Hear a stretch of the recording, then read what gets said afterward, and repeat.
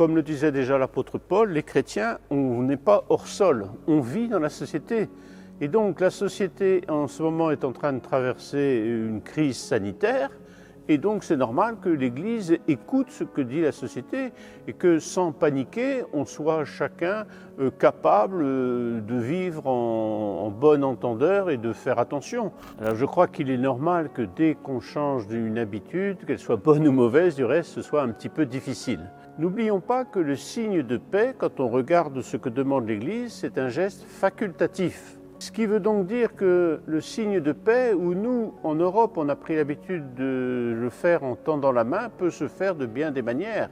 On peut regarder son voisin, on peut le saluer. C'est normal que l'Église s'adapte et dise, ben voilà, en ce moment où on nous demande d'être un peu plus rigoureux dans la manière de se comporter en public, bien on fasse attention. En soi, ça me paraît tout à fait normal. Il faut déjà se rappeler que jusqu'au haut Moyen-Âge, dans l'Église catholique, au cours de la célébration de la Sainte Messe, on a toujours communié dans la main.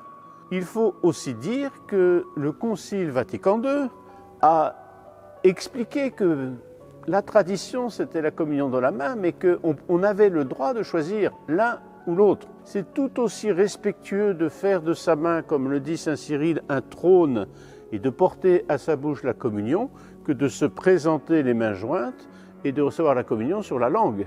Donc je crois que c'est un faux débat et que peut-être que des gens mal pensants cherchent à relancer une guéguerre qui n'a aucun sens.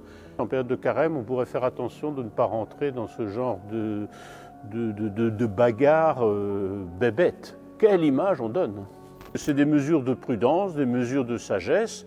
Il ne faut pas les amplifier et il ne faut surtout ne pas perdre le respect que l'on doit à l'Eucharistie dans la communion, quelle que soit la forme. Les mesures que les évêques ont prises, elles sont provisoires, elles sont transitoires.